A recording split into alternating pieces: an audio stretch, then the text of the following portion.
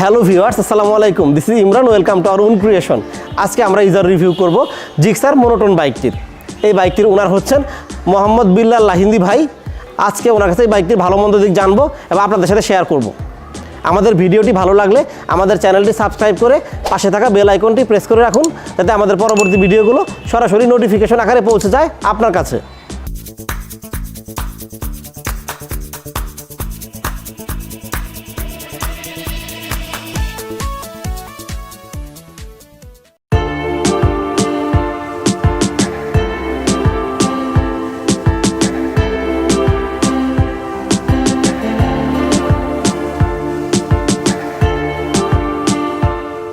আসসালামু আলাইকুম, আমার নাম মোহাম্মদ বিল্লাল লাহিন্দি।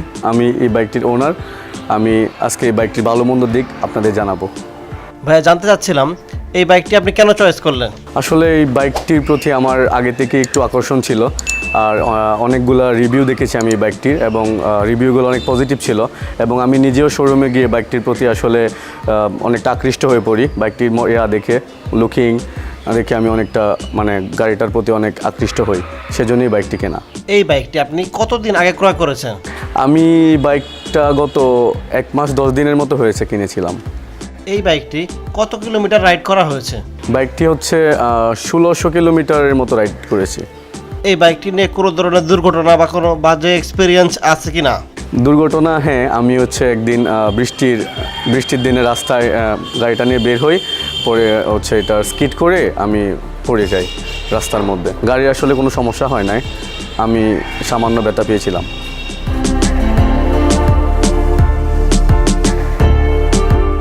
এই বাইকটি আপনি 1600 কিলোমিটার রাইড করেছেন, এর মধ্যে কয়বার সার্ভিস করিয়েছেন? এই বাইকটি আমি 1000 কিলোমিটারের মধ্যে একটা ফ্রি সার্ভিস করিয়েছি। ভাইয়া, এই বাইকটির অয়েল চেঞ্জ কয়বার করেছেন বা কখন করেছেন? বাইকটি আমি প্রথম অয়েল চেঞ্জ করেছিলাম 300 কিলোমিটারে, পরের সেকেন্ড টাইম চেঞ্জ করেছিলাম 800 কিলোমিটারে, আর এরপর আর করা হয় না। অতি শীঘ্রই আবার আরেকবার করে ফেলবো। আমরা জানি এই বাইকটি 155 সিসির বাইক। এই বাইকটির ইঞ্জিনটি কেমন বা ইঞ্জিন পারফরমেন্স কেমন লাগছে আপনার কাছে? বাইকটার ইঞ্জিন যদি বলতে যাই, বাইকটার ইঞ্জিন খুবই পাওয়ারফুল। বাইকটার সাউন্ডও খুব সুন্দর, তেমন নয়েজ আসে না বাইকটাতে। আর এটা রেডি পিক আপ যথেষ্ট ভালো। ইঞ্জিন ভালো হওয়াতে এটার রেডি পিক আপ খুব সুন্দর, সহজে যে কোনো গাড়িকে ওভারটেক করা যায়। এই বাইকটি নেকেড সেকশনের বাইক। এই বাইকটির টার্নিং রেডিয়াস কেমন বা বাইকটি ঘোরাতে কতটুকু জায়গা লাগে? বাইকটা টার্নিং রেডিয়াস, হ্যাঁ, মোটামুটি কম জায়গার মধ্যে এটা বাইকটা ঘোরানো যায়, এত বেশি জায়গার প্রয়োজন হয় না। এই বাইকটি হেডলাইটের পারফরমেন্স আপনার কাছে কেমন লাগে? বাইকটির সামনের ব্যবহার করা হচ্ছে একটা হেলোজেন লাইট। এটা আমার কাছে যথেষ্ট পরিমাণ কম মনে হয়েছে হাইওয়েতে, বিশেষ করে। আর এমনি সচরাচর আমাদের গ্রামের রাস্তাগুলোতে মোটামুটি চলে, এত বেশি খারাপ না, কিন্তু হাইওয়েতে আমার কাছে তুলনামূলকভাবে অনেক কম মনে হয়েছে। সাসপেনশন সম্পর্কে কিছু বলুন। এই বাইকটির সাসপেনশন আপনার কাছে কেমন লেগেছে? বাইকটির সাসপেনশন তুলনামূলকভাবে অনেক ভালো। ছোটোখাটো ঝাঁকুনি কিংবা ভাঙা রাস্তায় তেমন বোঝা যায় না বা তেমন কষ্টও হয় না। সাসপেনশন অনেক ভালো। এই বাইকটির চাকা সম্বন্ধে আপনার এক্সপিরিয়েন্স কেমন? এই বাইকটিতে পিছনে ব্যবহার করা হচ্ছে 140 সেকশনের টায়ার, যেটা অনেক মোটা, এবং এটা রাস্তার মধ্যে অনেক ভালো গ্রিপ দিচ্ছে আমাকে, এবং অনেক কনফিডেন্স বাড়াচ্ছে কর্নারিংয়ে। বিশেষ করে টায়ারগুলো মোটা হওয়ায় আমার আমি রাইডিংয়ে অনেকটা কনফিডেন্স পাচ্ছি আর কি। এই বাইকটি ইয়ং জেনারেশন পছন্দ করে তার রেডি পিকআপের জন্য। আপনার কাছে এই বাইকটির রেডি পিকআপ কেমন লেগেছে? এই বাইকটির রেডি পিকআপ অনেক ফাস্ট। যদি এক কথায় বলতে যাই, অনেক ফাস্ট। এই সেগমেন্টের অন্য যে সকল বাইকগুলো আছে তার মধ্যে এই বাইকটা রেডি পিকআপের দিক দিয়ে আপনি 10-এ 10 দেবো এটাকে। আপনি সহজেই এই সেগমেন্টের অন্যান্য বাইকগুলোকে আপনি ওভারটেকিং করতে পারবেন অতি সহজেই। আমরা জানি নতুন বাইক কেনার পর ব্রেকিং পিরিয়ড ফলো করতে হয়। আপনি কি ব্রেকিং পিরিয়ডের রুলসগুলো মেনে চলছেন বা ফলো করছেন? জি, আমি ব্রেকিং পিরিয়ড মেনটেন করতেছি।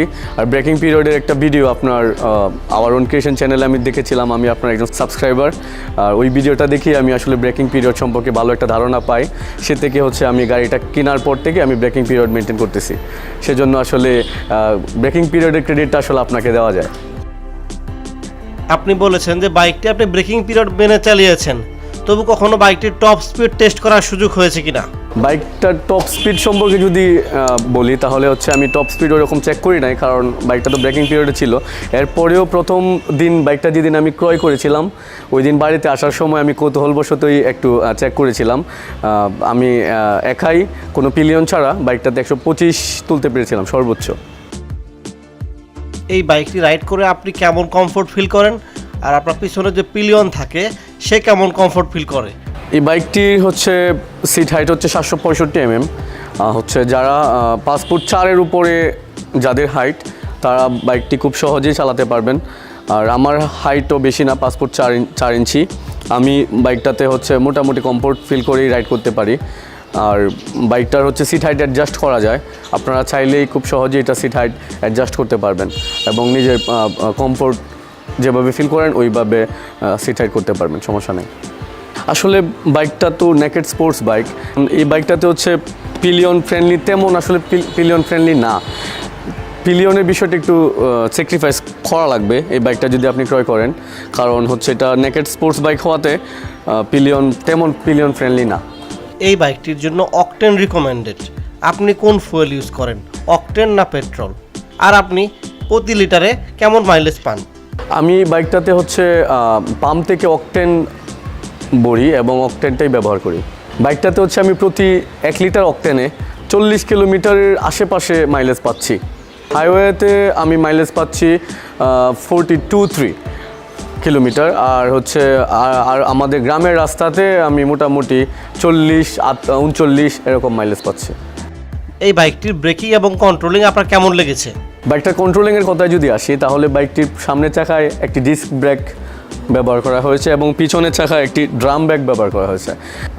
ব্রেক দুটি খুবই ভালো কাজ করে হাইওয়েতে এবং গ্রামের রাস্তাগুলোতে, উঁচু নিচু ভাঙা রাস্তাগুলোতে অনেক ভালো কাজ করে। আপনি যদি সাবধানতার সাথে ব্রেক ধরতে পারেন তাহলে ব্রেক থেকে খুব ভালো রেসপন্স পাবেন। কন্ট্রোলিংয়ের দিক থেকে বাইকটি বেস্ট এবং 10-এ 10।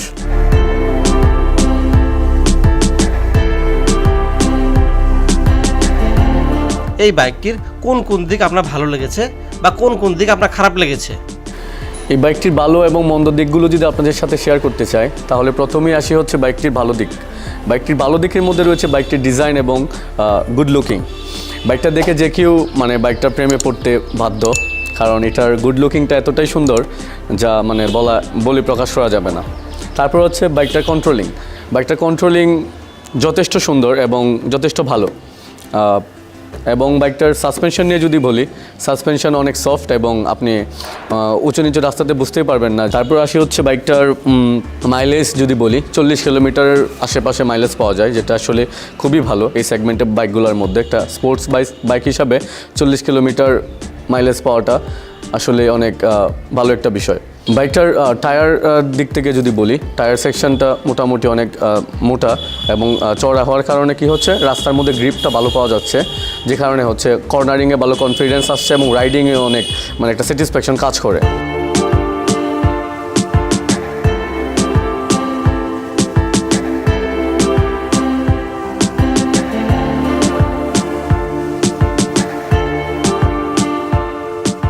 এবার আসি হচ্ছে বাইকটার কিছু দুর্বল দিক নিয়ে। বাইকটার মধ্যে হচ্ছে কিছু দুর্বল দিক রয়েছে। প্রথমেই যদি বলতে হয় তাহলে এটা আসলে গিয়ার শিফটিং নিয়ে কথা বলতে হয়। বাইকটার গিয়ার শিফটিংটা অনেকটা হার্ড, যেটা সুজুকির বরাবরের মতো সবারই কমপ্লেন থাকে যে আসলে গিয়ার শিফটিংটা, এরপরেও আপনি আস্তে আস্তে দু একটা সার্ভিসিংয়ের পরে অনেকটা সফট হয়ে যায়।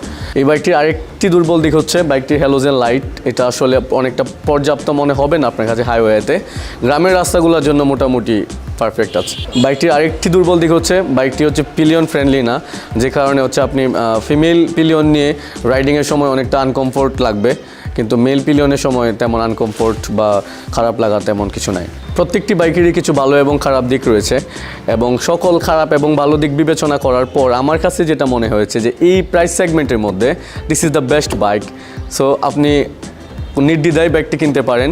আমি আপনাকে সাজেস্ট করব যে যদি এই প্রাইস সেগমেন্টের মধ্যে যদি কোনো বাইক আপনি কিনেন 2 লাখ টাকার কমে, তাহলে আমি এই বাইকটা আপনাকে সাজেস্ট করব যে বাইকটা আপনি নির্দ্বিধায় কিনতে পারেন। এখানেই শেষ করছি, কিন্তু শেষ করার আগে একটা রিকোয়েস্ট সবার জন্যে যে হচ্ছে আমাদের ইমরান ভাইয়ের চ্যানেল আওয়ার ওন ক্রিয়েশন চ্যানেলটাকে সবাই সাবস্ক্রাইব করে পাশে থাকবেন, বাইকের সাপোর্ট দিবেন। সবার সুস্বাস্থ্য কামনা করছি। আল্লাহ হাফিজ। বিল্লাল ভাই এই বাইকটির ভালো মন্দ দিকে আপনাদের সাথে শেয়ার করেছেন। আমাদের ভিডিওটি ভালো লাগলে লাইক কমেন্ট শেয়ার করুন। আপনার কোনো মূল্যবান মতামত থাকলে অবশ্যই কমেন্ট বক্সে জানান। পরিশেষে বলি, আপনার গন্তব্যে কখনো না পৌঁছানোর চেয়ে দেরিতে পৌঁছানো ভালো। তাই গতি কমান, জীবন বাঁচান। আল্লাহ হাফেজ।